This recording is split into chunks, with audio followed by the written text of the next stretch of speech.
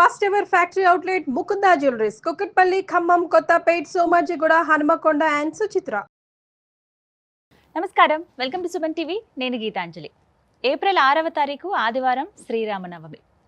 ఈ సందర్భంగా ఇంట్లో మనం అందరం కూడా చిన్నగా పూజ చేసుకుంటాం, అలాగే దేవాలయానికి వెళ్తాం, ఖచ్చితంగా రామాలయానికి వెళ్తాం, అక్కడ కళ్యాణం చాలా చక్కగా చూస్తాం, లేదంటే భద్రాచలంలో జరిగేటువంటి ఆ కళ్యాణాన్ని మనం వీక్షిస్తాం.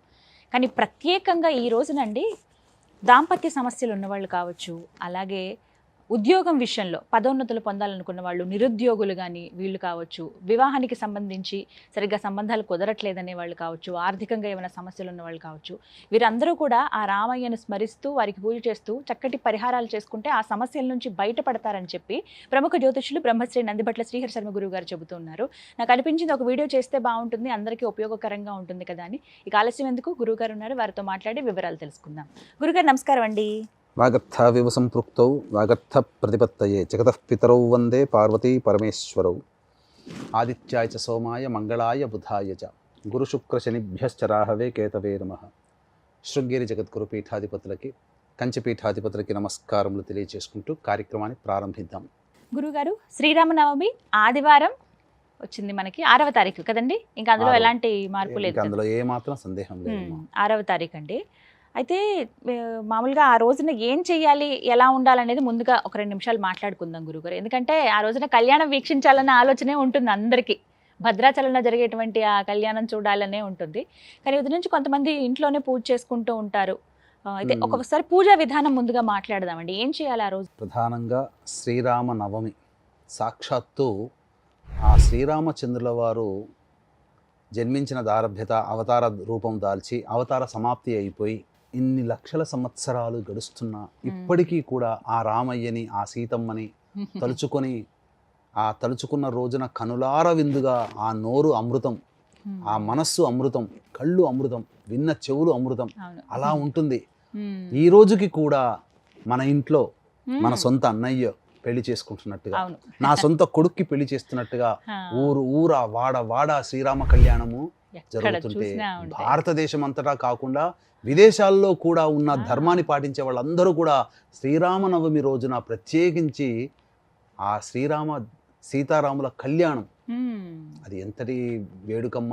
ఇప్పటికీ ఒక పాట రూపంలో సీతారాముల కళ్యాణము చూతము రారండి, అది ఎంతటి అమ్మ నోట్ల. అసలు సాక్షాత్తు ఒక చెప్పాలి అని అంటే, ఎక్కడ ఆ కళ్యాణం జరుగుతున్నా అది మన ఇంట్లో జరుగుతున్నట్టుగానే మన పండుగ, నా కుటుంబ సభ్యుడి పండుగగా మనం చేసుకుంటున్నాం. అంటే ఇది ఆ దేవుడి అంశంలో జన్మించినది కాదమ్మా, ధర్మాన్ని పాటించాడు. ఒక మగవాడిగా పుట్టినటువంటి వ్యక్తి ఎలా తన సహచరులను ప్రేమించాలి, ఎలా తల్లిదండ్రులని గౌరవించాలి, కట్టుకున్న భార్యని ఎలా ప్రేమించి ఆప్యాయత అనురాగాలతో చూసుకోవాలి, తన వద్దకి వచ్చినటువంటి ఆశ్రయించినటువంటి వాళ్ళకి ఎంత అభయం ఇవ్వాలి, ఎలా రక్షించాలి, తనని నమ్ముకున్న వాళ్ళని ఎంతగా వాళ్ళని కాపాడుకోవాలి, స్నేహిత ధర్మం ఎలా పాటించాలి, యుద్ధ ధర్మం ఎలా పాటించాలి. ఒక శత్రువు చనిపోతే, రావణాసుడు శత్రువు చనిపోతే కూడా చాలా బాధపడ్డాడట. తర్వాత అయ్యో ఇంత గొప్ప పండితుడిని సంహరించానే అని చెప్పేసి, విధి రాత కాకపోతే నేనెందుకు సంహరించాల్సి వచ్చింది అని చెప్పి బాధపడ్డాడు. ఎవరైనా బాధపడతారమ్మా. శత్రువు ఏదన్నా ఇబ్బంది అయితేనే కింద పడితేనే అబ్బా బాగుపడ్డారా, ఇంకా దెబ్బలు తగ్గలేదురా వీడికని అనుకునే రోజుల్లో మనం ఉన్నాం. కానీ ప్రత్యర్థులని కూడా ఎలా గౌరవించాలో రాముడిని చూసి నేర్చుకోవాలి. అసలు ధర్మం అంటూ ఉంది అని చెప్పి వెతికితే ఆ రాముడి రూపము, రాముడి యొక్క విధానమే కనబడుతుంది తప్ప ధర్మానికి ప్రతిరూపం ఆయనే. సాక్షాత్తు లలిత అమ్మవారి అవతార స్వరూపుడు ఈ శ్రీరాముల వారు. అందుకనే లలిత నవరాత్రులు 9 రోజులు జరిగిన తర్వాత ఆఖరి రోజున యజ్ఞపురుషుడి రూపంలో ఆ పాయస ద్వారా భుజించినటువంటి ఈ 3 అమ్మలకి జన్మించిన సంతానం రామలక్ష్మణ భరత శత్రుఘ్నుడు, కౌసల్య కుమారుడు, కౌసల్య సుప్రజా రామ అని.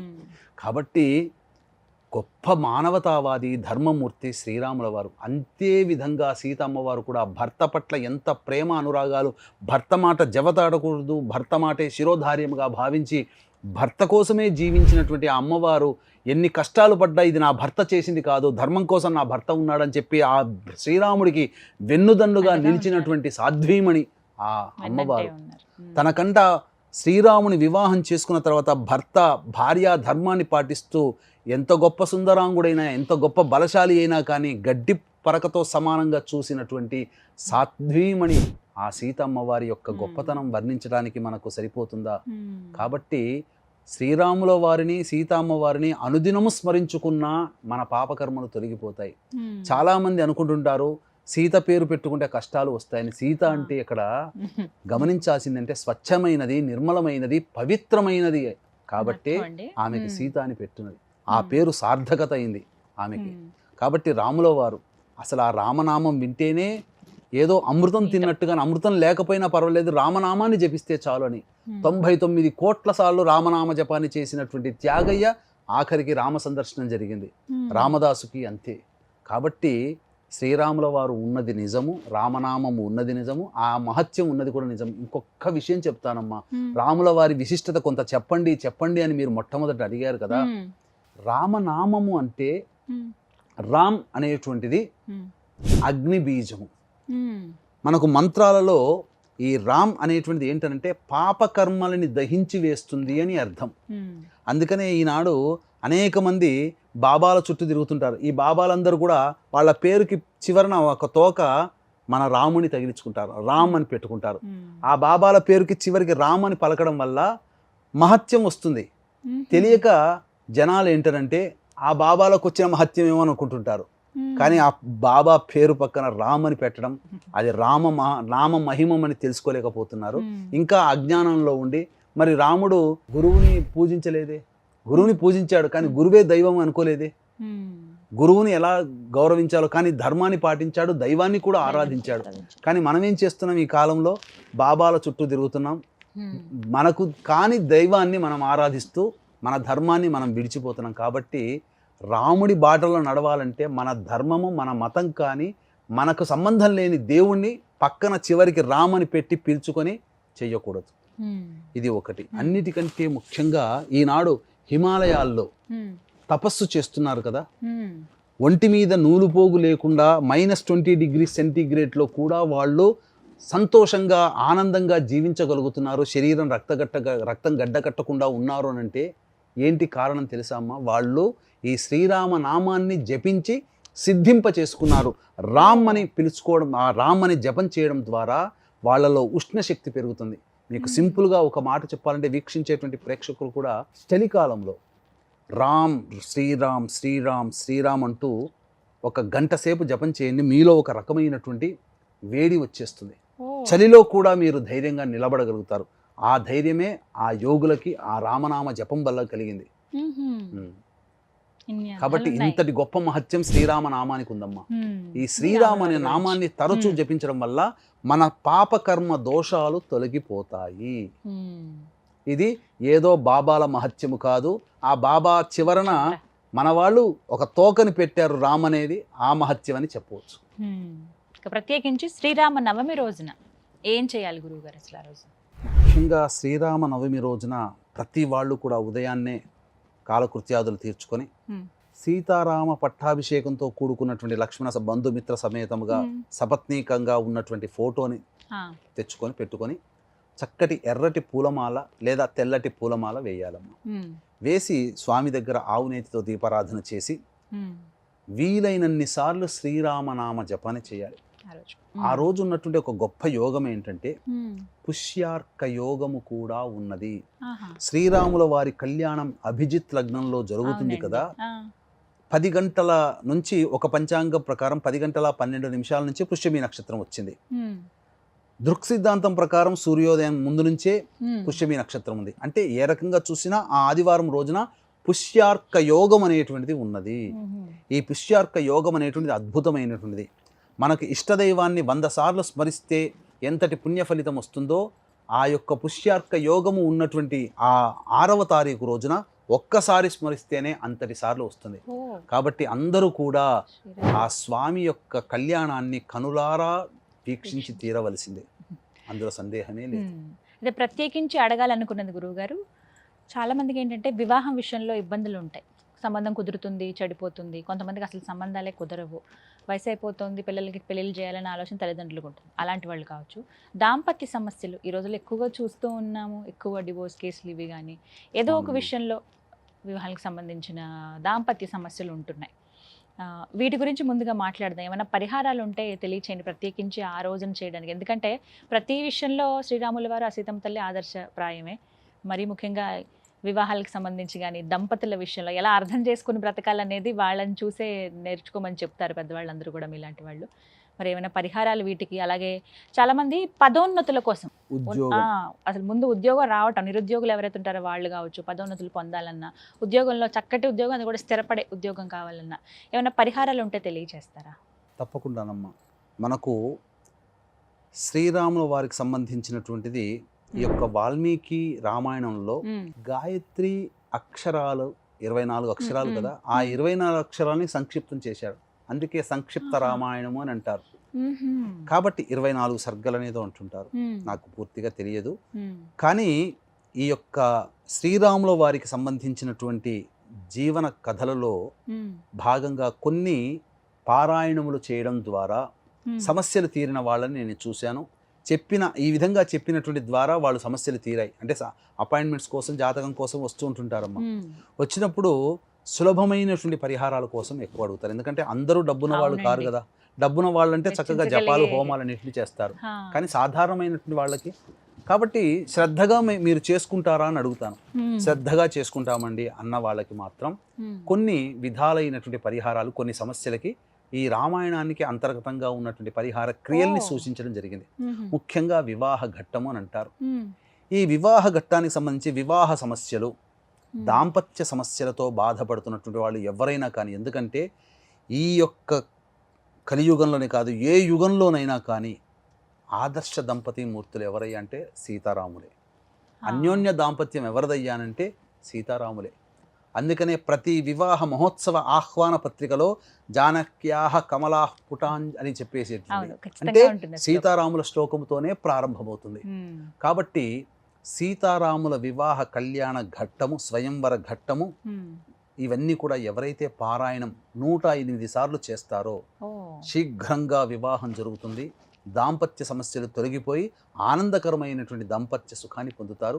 భాగస్వామ్య వ్యాపారాలు చేసేవాళ్ళు, ఇబ్బందులు ఉన్న వాళ్ళు కూడా మళ్ళీ భాగస్వాములు కలుస్తారు. ఇది కూడా చేయొచ్చు. ఇది వివాహ సంబంధమైనటువంటిది. ముఖ్యంగా ఆ రాముల వారికి అభిషేకం చేస్తారు కదా, ఆ రాముల వారి కళ్యాణాన్ని చూడాలి. వివాహం కానటువంటి వాళ్ళు, అబ్బాయిలైనా అమ్మాయిలైనా, దాంపత్య సమస్యలు ఉన్న వాళ్ళైనా ఆ కళ్యాణాన్ని వీక్షించ 10 గంటల నుంచి మొదలుకొని 1 గంట 2 వరకు ఉంటుంది. టీవీలకు అతుక్కుపోయి చూడండి, లేదా మీకు ఊరూరా వాడవాడలో అక్కడ కళ్యాణం జరుగుతుంది, ఆ కళ్యాణంలో ఉండండి. ఎందుకనంటే మనకి ఏం చెప్పబడి ఉందంటే శాస్త్రంలో, ఎక్కడైనా కానీ కళ్యాణం జరుగుతుందంటే అక్కడ ఆ అమ్మాయిలో అమ్మవారి కళ వచ్చేస్తుంది, అబ్బాయిలో పెళ్లి కళ వచ్చేస్తుంది. పెళ్లి కళ వచ్చింది అని అంటారు కదా. ఎందుకు అనంటే ఆ మంటపంలోకి పార్వతీ పరమేశ్వరులు ప్రవేశిస్తారట. ఆ యొక్క దంపతులు వివాహమైపోయి దాంపత్యంలో ఉండాలనుకునేటువంటి వధూవరుల యొక్క వాళ్ళ శరీరంలో ఆ కళ ప్రవేశిస్తుంది, పార్వతీ పరమేశ్వరుల కళ. కాబట్టి వివాహం కావలసినటువంటి అబ్బాయిలు అమ్మాయిలు ఎవరైతే ఉంటారో ఆ కళ్యాణం దగ్గర ఉండండి. ఆ కళ్యాణం పరిసర ప్రాంతాల్లో ఉంటే దైవిక శక్తి వాళ్ళలో ప్రవేశించి వాళ్ళ జాతకంలో వివాహ సంబంధమైన దోషాల ప్రయత్నాల్లో ఏమైనా ఉంటే ఆ దోషాలన్నీ తొలగిపోతాయి. దాంపత్య సమస్యలు కూడా అంతే. వివాహమై దంపతులై చక్కగా ఎవరికి వాళ్ళు అప్పగింతలు చేసేస్తారు కదా, అప్పుడు ఏంటి అర్థము? దంపతులు అంటే ఇరువురు దంపతులు అయ్యారు అని సీతారాముల వారు. కాబట్టి ఆ విధంగా అప్పగింతల కార్యక్రమం అయ్యేంత వరకు కూడా ఆ స్వామివారి కళ్యాణం దగ్గర ఉంటే దాంపత్య సమస్యలు తొలగిపోతాయి. ఇంకా చెరుకు రసంతో ఆ స్వామి వారికి అభిషేకం చేస్తే తప్పకుండా ఇంకా వివాహ దోషాలు సంపూర్ణంగా తొలగిపోతాయి అని చెప్పవచ్చు. అది ఉద్యోగ సంబంధమైనటువంటి విషయాల్లో ప్రధానంగా శ్రీరామ్ పదవి కోసమైనా కానీ, ఉద్యోగం వెతుక్కునే వాళ్ళైనా, ఉన్న ఉద్యోగం నుంచి వేరే ఉద్యోగం మారాలంటే, మంచి సంస్థలో పిలుపు రావాలి అన్నా ఆ యొక్క సంబంధించినటువంటి శ్రీరామ పట్టాభిషేకం ఉంటుంది రామాయణంలో. ఆ పట్టాభిషేక ఘట్టాన్ని 108 సార్లు పారాయణం చేయాలి. ఆ రోజునే పూర్తి చేయాలండి? ఆ రోజున చేస్తే విశేషం, ఎందుకంటే పుష్యార్క యోగము కూడా కలిసి ఉన్నటువంటి రోజమ్మా అది. అద్భుతమైనటువంటి రోజు. ఏ సమయానికి చదవటం ప్రారంభించాలండి? పొద్దున్నే ప్రారంభించవచ్చు, సాయంత్రం వరకు చేస్తే ఎంతసేపు అమ్మా శ్రీరామ పట్టాభిషేకం ఎంతవరకు ఉంటుంది? మనస్సు ఉండాలి, శక్తి ఉండాలి, ఆ యొక్క సంకల్పం. జిజ్ఞాస ఉండాలి, ఆ జీలు ఉండాలి, నేను చెయ్యాలి, నేను కొట్టాలి అనేటువంటిది. ఆ జీలుంటే తప్పకుండా అన్ని 108 సార్లు 108 సార్లు పారాయణం చేస్తే చాలు. అన్నిటికంటే ముఖ్యముగా విశేషమైనటువంటి కష్టాలు, ఇక జటిలమైనటువంటి సమస్యలు చాలా ఉంటాయి. ఇవన్నీ కూడా మానవ జీవితంలో చాలా ఉంటాయి. అంటే ఏ పని చేయాలన్నా ముందుకు సాగట్లేదు, ఏదో ఒకటి అడ్డంకి వస్తుంది, ఆ అడ్డంకి నుంచి తొలగిపోవాలి అని అంటే కూడా కొన్ని పారాయణాలు ఉన్నాయి. అయితే ఈ సంబంధించినటువంటి చైత్ర పౌర్ణమి రోజున ఈ హనుమత్ జయంతి అనేది కూడా వస్తుంది. దాని ద్వారా కూడా కొన్ని విశేషమైనటువంటి కార్యక్రమాలు చేయించడం జరుగుతుందమ్మా మా పీఠం ఆధ్వర్యంలో. ప్రత్యేకించి శ్రీరామనవమికి ఏమైనా కార్యక్రమాలు అవి చేస్తున్నారు గురుగారు? ప్రత్యేకించి చేయట్లేదమ్మా. చైత్ర పౌర్ణమి రోజున మాత్రం ఈ హనుమత్ జయంతి సందర్భంగా సాయంకాలం 6 గంటల వరకు హస్త నక్షత్రం ఉంది, తర్వాత చిత్తా నక్షత్రం వస్తుంది ఈ 12వ తారీఖు రోజున. ఆ చిత్తా నక్షత్రం ఉన్నటువంటి సందర్భంగా జాతకరీత్యా ఉన్నటువంటి అనేక రకాలైనటువంటి విద్య, వివాహ, ఉద్యోగ, దాంపత్య, అనారోగ్య సమస్యల నివారణకి సర్వదోష నివారణ పూజలు, హోమాలు. అలాగే 29వ తారీఖు మార్చి రోజున శని భగవానుడు మారాడు కాబట్టి 12 రాశుల వారికి ఈ 2025 సంవత్సరంలో శని దోష ప్రభావం 4 నెలల పాటు ఖచ్చితంగా 12 రాశుల వారికి ఉంటుంది. కాబట్టి ఆ దోష నివారణార్థమే శనీశ్వర హోమము జరిపించడం జరుగుతుంది. ఆ యొక్క తదనంతరం హోమము చేస్తున్నటువంటి దారభ్యత మన్యుసూక్త విధానముగా హోమం జరుగుతుంది. మన్యుసూక్త మూలమంత్ర, ఆంజనేయ మూలమంత్ర సంపుటిత మన్యుసూక్త విధానంగా హోమం జరుగుతుంది. ఆ హోమ శక్తినంతా కూడా ఒక అద్భుతమైనటువంటి మాల ఇవ్వడం జరుగుతుందమ్మా. శంకరుంగలి మాల అనేటువంటిది ఇవ్వడం జరుగుతుంది. అందరికీ కరింగలి మాల తెలుసు, కానీ శంకరుంగలి మాల అనేటువంటిది ఒకటి ప్రత్యేకమైనటువంటి మాల తయారు చేస్తున్నాం. దాని ద్వారా నరదృష్టి, నరఘోష, ముఖ్యంగా దిష్టి దోషము, తర్వాత అపమృత్యు భయ దోషాలు తొలగిపోతాయి. ముఖ్యంగా ప్రతి వ్యక్తి కూడాను ఈ సంబంధించినటువంటి ప్రయాణాలు చేస్తుంటారు, బండి మీదనో కార్లనో ఎక్కడైనా నడుస్తున్న ప్రయాణాలు చేస్తున్నప్పుడు ఆ ప్రయాణంలో ఆకస్మికమైనటువంటి దుర్ఘటనలు, అపమృత్యు భయ దోషాలు, గండాలు రాకుండా, యాక్సిడెంట్లు కరగకుండా ఉండాలంటే ఈ శంకరుంగలి మాల అనేటువంటిది ధరించాలి. అందుకని మీరు చూశారంటే, మీరు అనేక హైవేల్లో మీరు చూస్తే హైవేల మీదనే ఆంజనేయ స్వామి విగ్రహాలు పెడతారు. ఊరి చివరలలో ఉంటాయి, ప్రతి ఊరి పొలిమేర దగ్గర ఉంటుంది, హైవేలో. ఎందుకో తెలుసా అసలు మీకు? ఈ యాక్సిడెంట్లు జరగకుండా హనుమంతుడు శక్తిని ప్రసాదిస్తాడు, హనుమత్ శక్తి కాపాడుతుంది. అందుకనే మీరు ఏ కొత్త బండి కొన్నా హనుమంతుని దేవాలయంలో పూజ చేస్తారు, కానీ మామూలు దేవాలయంలో చేయరు. వీలుంటేనే అక్కడ చేస్తారు. హనుమంతుని శక్తి గనక పొందినట్లయితే ఈ యాక్సిడెంట్లు జరగవు. కాబట్టి బండి నడిపే ప్రతి వ్యక్తి, స్త్రీ పురుషులు ఎవరైనా ఈ హనుమత్ జయంతి రోజున ఈ శక్తిపాతము చేయబడినటువంటి ఈ శంకరుంగలి మాలను ఎవరైతే ధరిస్తారో వాళ్ళకి ఆ భయదోషాలు అనేటువంటివి ఉండవు, యాక్సిడెంట్లు జరగవు. ఇది మాత్రం చెప్పవచ్చమ్మా, ఇది శాస్త్రంలో చెప్పబడి ఉంది. ఇక ఇంతకుముందు చెప్పుకున్నట్టుగా అనేక జటిలమైనటువంటి సమస్యలు ఉంటాయి కదమ్మా. ఈ జటిలమైనటువంటి సమస్యల నివారణకి సంబంధించి సుందరాకాండ పారాయణం, సుందరాకాండ పారాయణం చేస్తే జటిలమైనటువంటి సమస్యలు అనేటువంటివి తొలగిపోతాయమ్మా. కాబట్టి ఇప్పటికీ కూడా మమ్మల్ని అడుగుతుంటారు, సుందరకాండ పారాయణం చేయించండి అని చెప్పేసి. ఏదైనా సమస్యలు ఇంట్లో, వాళ్ళ ఇంట్లో ఏదైనా చిన్న చిన్న చికాకులు సమస్యలు వచ్చినా ఈ సుందరకాండ పారాయణం చేయడం వల్ల ఫలితాన్ని పొందిన వాళ్ళు కాబట్టి ఆ ఇంట్లో ఆ సమస్యల నివారణకి, చికాకులు తొలగిపోవడం కోసం సమస్యలతో ఉన్నటువంటి వాళ్ళు ఈ సుందరకాండ పారాయణం చేస్తారు. ఈ విధంగా చేయడం వల్ల కూడా చాలా మటుకు సమస్యలు తీరుతాయమ్మా. సంతానం కోసం పాటుపడేటువంటి వాళ్ళు, ముఖ్యంగా లవకుశుల యొక్క జన్మ వృత్తాంతం ఏదైతే ఉంటుందో అది ఘట్టంగా 108 సార్లు పారాయణం చేస్తే ఖచ్చితంగా సంతానవంతులు అవుతారు, అందులో సందేహమే లేదు. ఇవన్నీ శ్రీరామనవమి నుంచి మొదలుకొని పౌర్ణమి లోపల దీన్ని పూర్తి చేసుకోవచ్చు. 108 సార్లు ఒకే రోజులో చేయకపోయినా 6వ తారీఖు నుంచి మొదలుకొని 7 రోజుల్లో, 6, 7, 8, 9, 10, 11, 12, 7 రోజుల్లో దీన్ని పూర్తి చేసుకోవచ్చు. 12వ తారీఖు ఎలాగో మన పీఠమాధ్వర్యంలో ఈ సర్వదోష నివారణ కార్యక్రమాలు జరిపించడం జరుగుతుంది. అత్యంత శక్తివంతముగా శక్తిపాతము చేయబడినటువంటి శంకరుంగలి మాల వాళ్ళకి ఇవ్వడం జరుగుతుంది. కాబట్టి ఇట్లాంటి అవకాశం ఉన్న వాళ్ళు కార్యక్రమ తదనంతరం కాంటాక్ట్ చేసి ఆ మాలని ఏ విధంగా పొందాలి, ఎలా పూజ జరిపించుకోవాలో తెలుసుకోవచ్చు. తప్పకుండా గురుగారు. మొత్తం మీద శ్రీరామనవమి రోజు రామాయణ పారాయణం, మరి ముఖ్యంగా మీరు చెప్పినటువంటి ఘట్టాలు కొన్ని చదివితే ఖచ్చితంగా సమస్యలకు పరిష్కారం ఉంటుందంటారు. చక్కగా వివరించారు గురుగారు. ధన్యవాదాలండి. సర్వం శ్రీ ఉమామహేశ్వర పరబ్రహ్మార్పణమస్తు.